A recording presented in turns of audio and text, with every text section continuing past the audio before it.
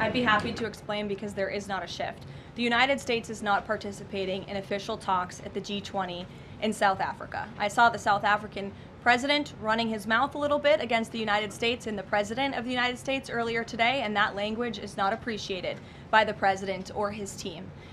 The ambassador or the representative of the embassy in South Africa is simply there to recognize that the United States will be the host of the G20. They are receiving that send off at the end of the event. They are not there to participate in official talks, despite what the South African president is falsely claiming. So the White House, yes, the White House calls Ramaphosa or says he's running his mouth, a whole president. Yes. This just goes to show you how these people disregard us. It just goes all the way to show you how these people disregard us. So you're going to miss the G20 summit simply because it's in a country you don't like, or it's not in in the favor of your interests.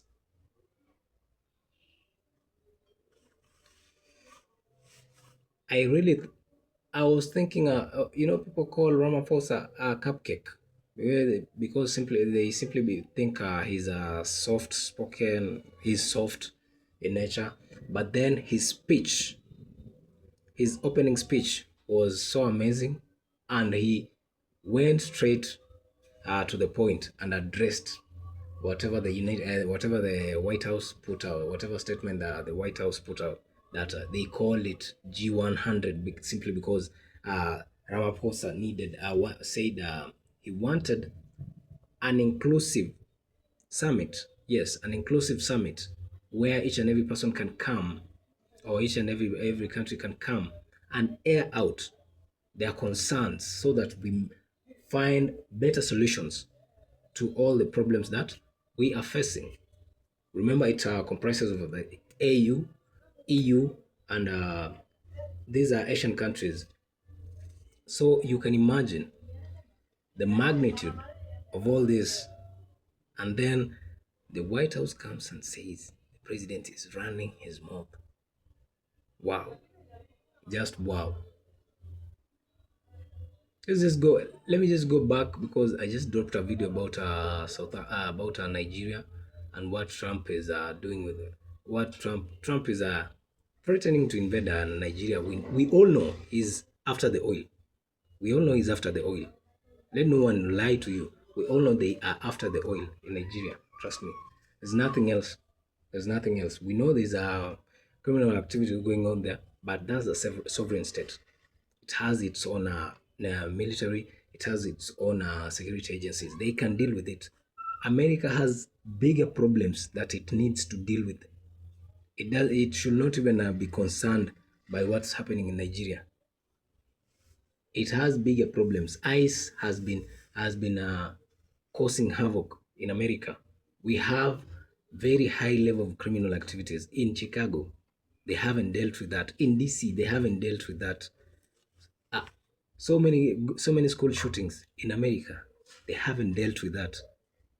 So they should deal with their own problems first. They should deal with their own problems first. Then when it comes to the G20 summit, so the doodle is being doodler movements is being are being sued simply because they went to protest at the G20 summit. As per the law, they can, of course, they are allowed to protest, but at a certain distance. You understand? At a certain distance. So they are being sued. And remember, there are video clips that show them being harassed, being beaten up by the police, by the South African police. But that is not going into account. So no police officer was held accountable. We saw Zandile being sprayed, pepper sprayed in the eyes, but no one is being held accountable when it comes to when it comes to the SAPs. SAPs.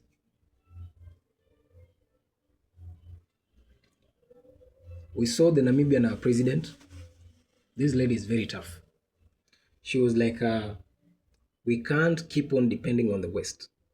We cannot keep on depending on the West when we have the right resources within us, within our borders.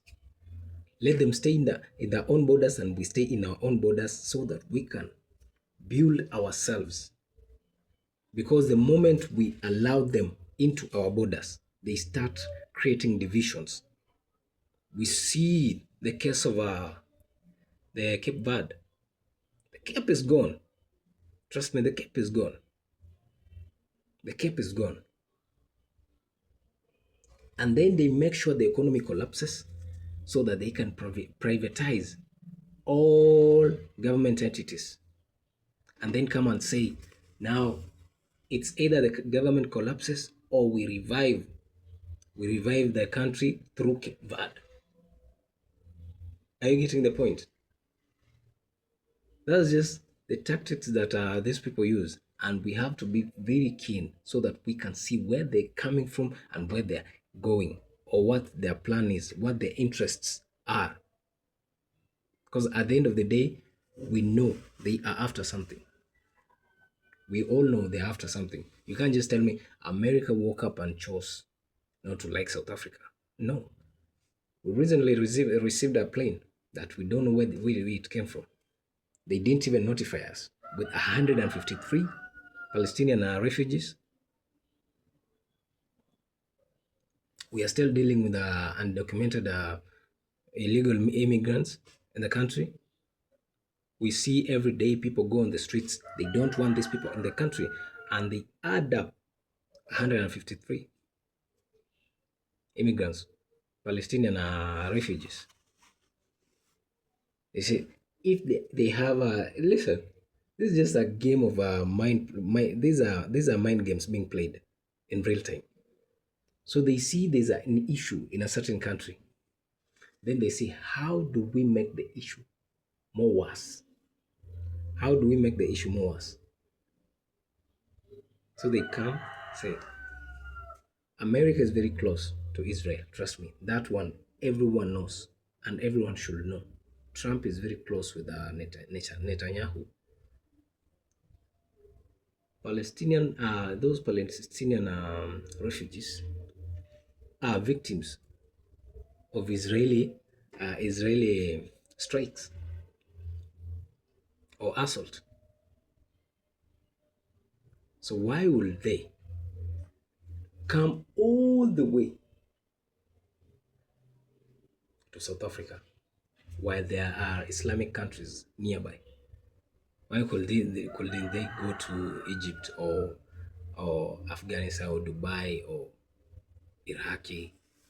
Those countries, the Islamic countries, Yemen. Why? They are trying to cause divisions amongst South Africans. So, and once it's successful, once those divisions are successful, trust me, they will invade South Africa. In future, South Africa will be invaded if we are not keen enough. If we don't protect our borders, if we don't protect our people. As of now, I see more South Africans being threatened, being arrested more than the foreigners. If you've been keen enough, we see riots every day, we see protests. Indigenous South Africans are protesting that immigrants are causing problems and troubles in the country, but the government is supporting them, not supporting South Africans.